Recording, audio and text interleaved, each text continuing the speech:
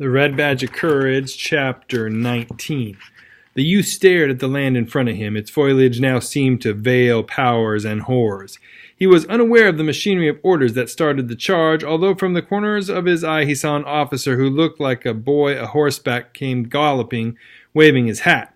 Suddenly he felt a straining and a heaving among the men. The line fell slowly forward like a toppling wall, and, with a convulsive gasp that was intended for a cheer, the regiment began its journey.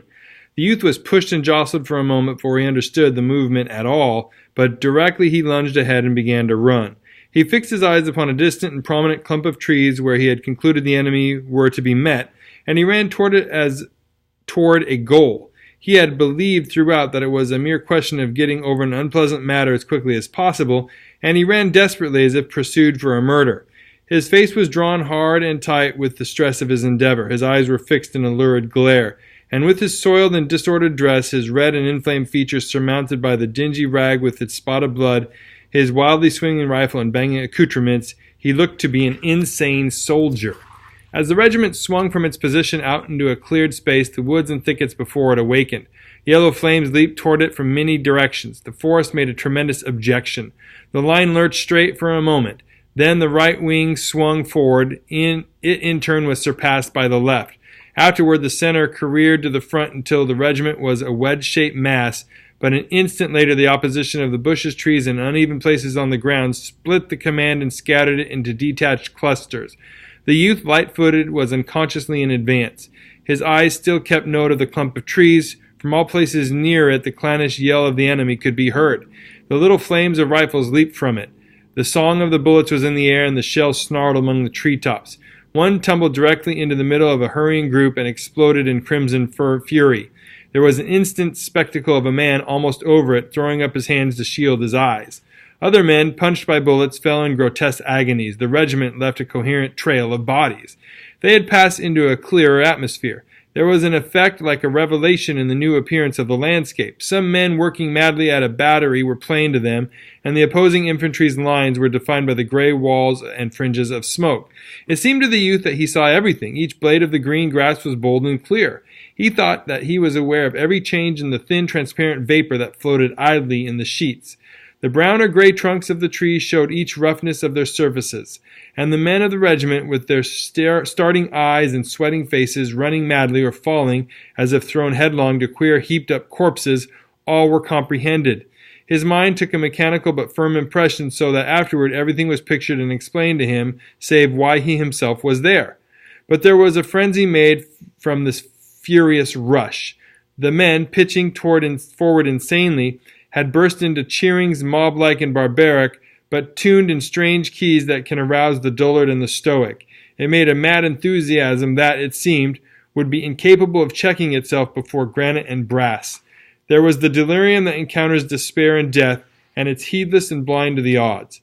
It is a temporary but sublime absence of selfishness, and because it was of this order was the reason, perhaps, why the youth wondered afterwards what reasons he could have had for being there. Presently, the straining pace ate up the energies of the men. As if by agreement, the leaders began to slacken their speed. The volleys directed against them had had a seeming wind-like effect.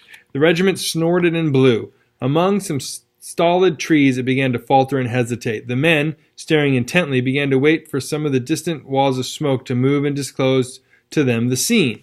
Since much of their strength and their breath had vanished, they returned to caution. They were become men again. The youth had a vague belief that he had run miles, and he thought, in a way, that he was now in some new and unknown land. The moment the regiment ceased its advance, the protesting splutter of musketry became a steadied roar.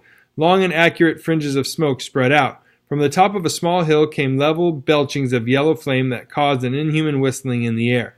The men halted, had opportunity to see some of their comrades dropping with moans and shrieks. A few lay underfoot, still or wailing.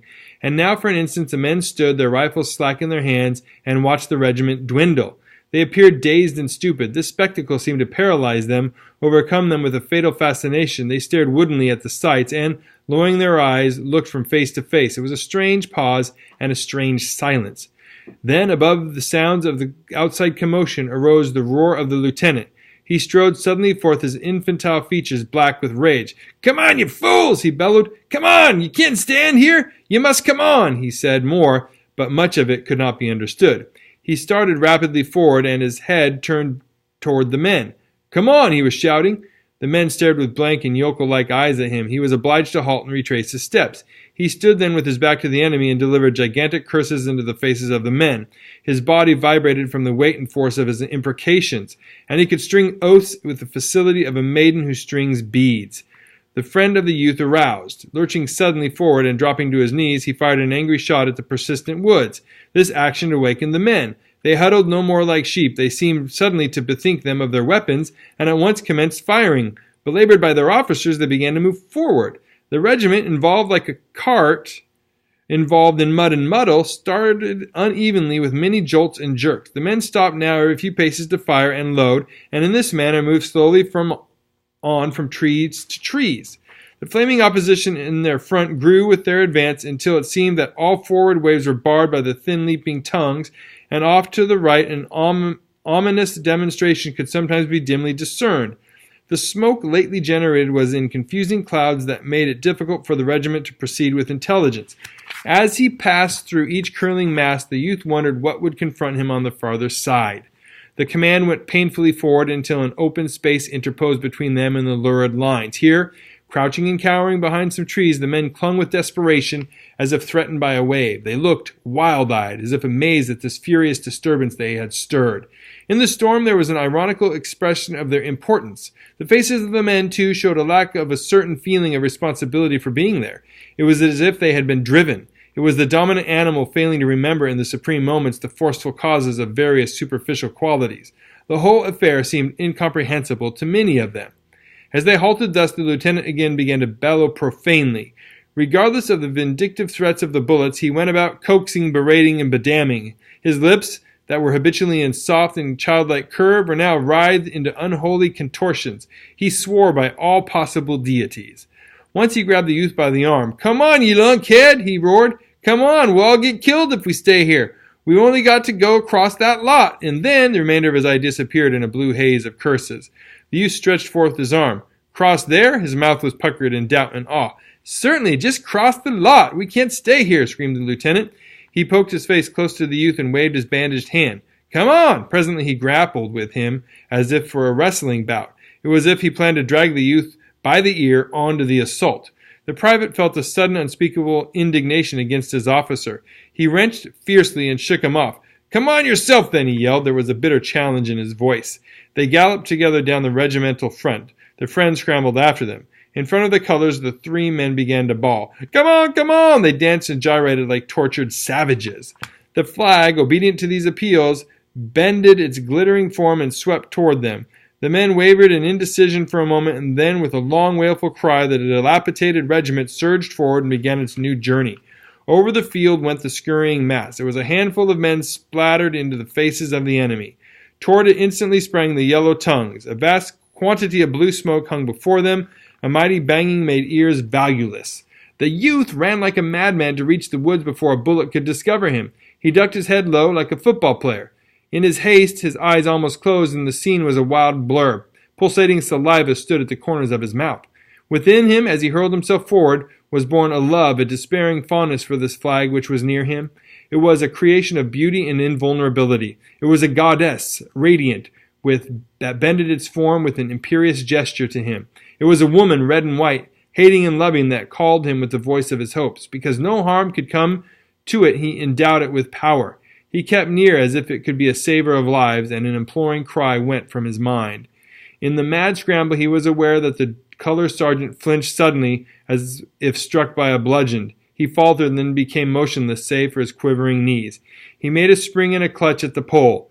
At the same instant his friend grabbed it from the other side. They jerked at it, stout and furious, but the color sergeant was dead, and the corpse would not relinquish its trust.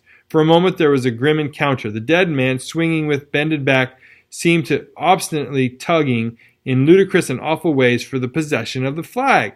It was past an instant of time. They rent the flag furiously from the dead man, and, as they turned again, the corpse swayed forward with a bowed head.